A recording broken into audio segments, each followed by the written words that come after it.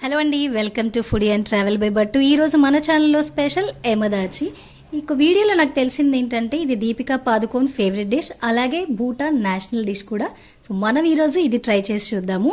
దీనికి main ingredients పచ్చిమిరపకాయలు, వెల్లుల్లి, చీజ్, అలాగే బటర్ అండి. పచ్చిమిరపకాయలు స్పైస్ తింటాం అనుకున్న వాళ్ళు వాడండి.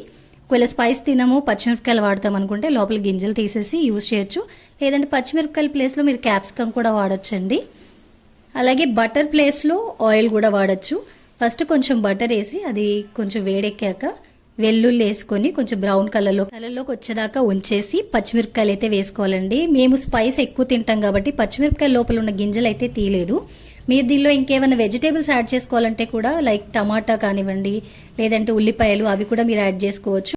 మేము మాత్రం వట్టి పచ్చిమిరపకాయలు వెల్లుల్లితో అయితే ఇచ్చేసుకుంటున్నాం అనమాట, ఎందుకంటే మాకు స్పైసీగా కావాలి కర్రీ కాబట్టి.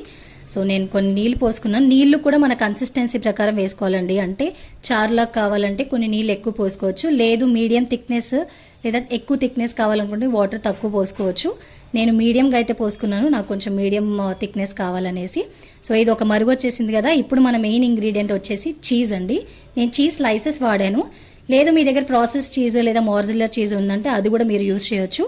మీరు చీజ్ ఎక్కువ తింటాను అనుకుంటే ఎక్కువ వేసుకోండి. మేము వచ్చేసి కొంచెం స్పైస్ ఎక్కువ తింటాం, చీజ్ ఎక్కువ తింటాం కాబట్టి కొన్ని స్లైసెస్ ఎక్కువ వేసుకున్నాను.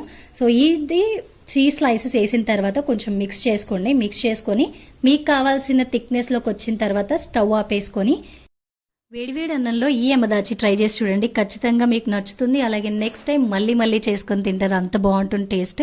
జనరల్గా మేము వెజ్ బిర్యానీ చేసుకున్నప్పుడు కుర్మానో ఏదో చేసుకునే వాళ్ళం, బట్ ఫస్ట్ టైం మేము ఈ ఎమా దాచి అయితే ట్రై చేసాం వెజ్ బిర్యానీతో. టేస్ట్ నెక్స్ట్ లెవెల్ ఉందండి, చాలా బాగుంది.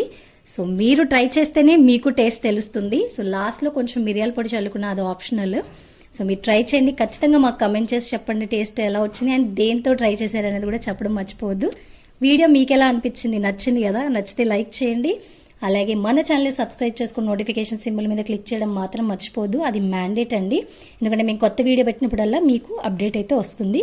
Thanks for watching.